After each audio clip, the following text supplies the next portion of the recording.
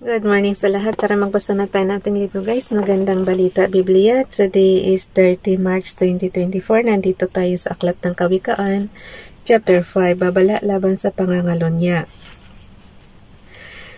Kawikaan Chapter 5 verse 1, Aking anak, karunong ay pakinggan mong mabuti, pakinig mo ay ikiling sa aking sinasabi. Verse 2, sa gayo'y magagawa mo ang mabuting pagpapasya at ang bawat sabihin mo'y kaalaman ang ibabadya. Verse 3, pagkat labi ng haliparot ay sintamis na itong pulot, at ang kanyang mga halik, kasiyahan nga ang tulot. Kawikaan chapter 5 verse 4, ngunit, pakisabayan ako ng basa guys, para pare-pareho tayo dito matuto.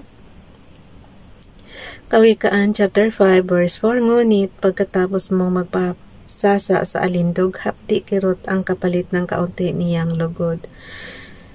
Verse 5, ang kanyang mga hakbang ay tungo sa kamatayan, daigdig ng mga patay ang landas na hahantungan. Verse 6, pagkat di niya siniyasat,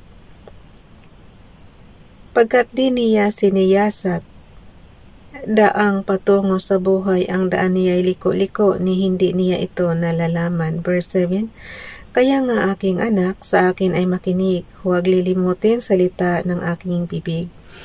Verse 8, lumayo ka sa babaeng masama ang pamumuhay, ni huwag kang lalapit sa pinto ng kanyang bahay. Verse 9, baka dangal mo'y sirain at ang kinin pa ng iba sa kamay ng masasama ay mamatay kang maaga. Verse 10, ang yaman mo'y uubusin ng taong di mo kilala, mga pinagpaguran mo makikinabang ay iba.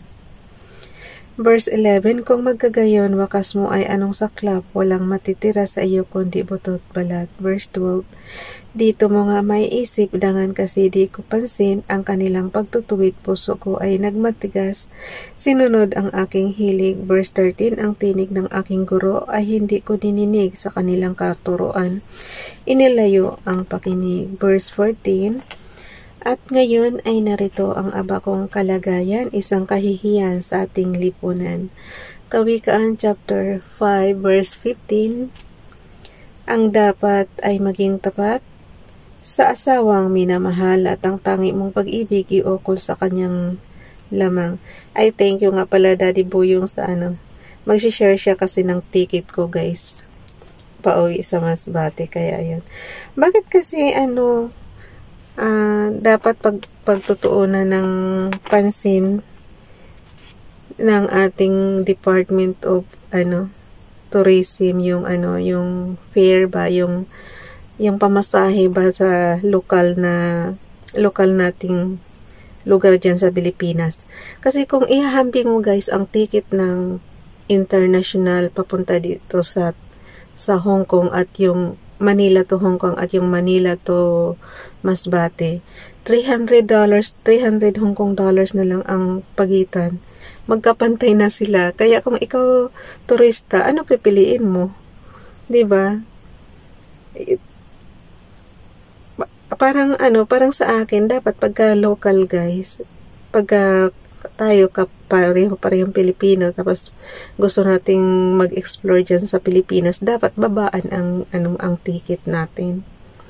Kasi syempre yung utak natin guys, parang bakit mas konti na lang diferensya, Hong Kong na tayo, di mag Hong Kong na lang tayo. Parang ganyan ang mindset natin tuloy pag ganyang mahal. Kaya dapat sa ating Department of Tourism, tingnan nyo rin yung pamasahe namin papunta dyan sa lokal.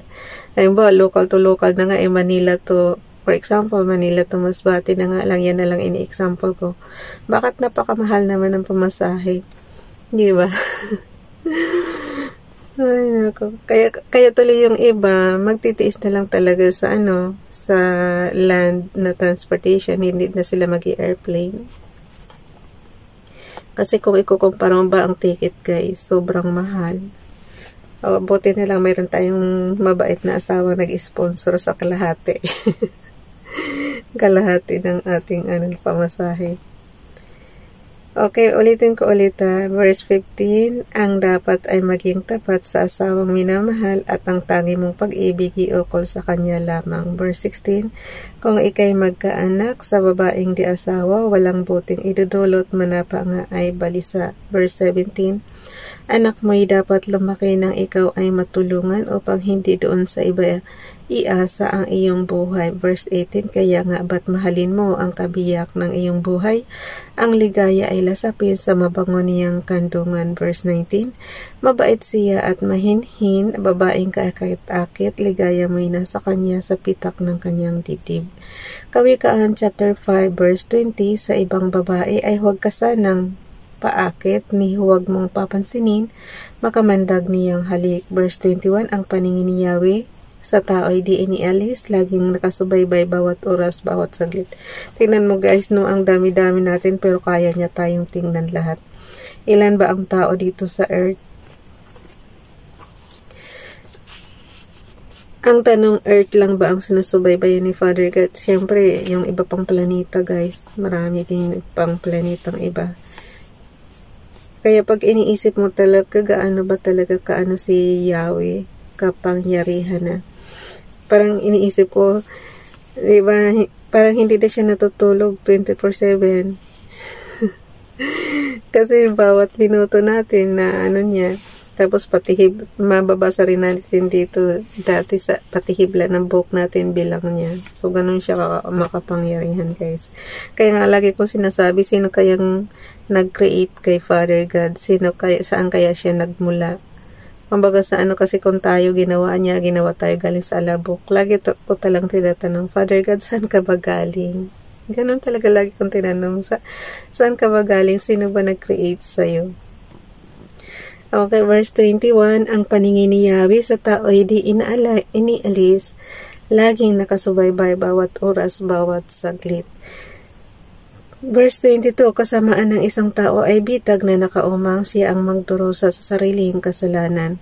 Kawikaan chapter 5 verse 23, pagkat walang pagpipigil siya ay mamamatay at dahil sa kamangmangan hantungan niya ay sa libingan. Parang ang haba ng Kawikaan chapter 6 guys. Basahin ba natin? Parang bukas na ito guys. Hindi ko kaya. Tingnan mo naman ganun kahaba. So, kailangan bukas na to. Mayroon. Pasensya na. Pagbigyan nyo na mahal na araw naman today. Kaya okay lang. Isang chapter lang muna ang ano natin. So, bukas is 31. Meron ba tayong March 31 guys? So, 31 March.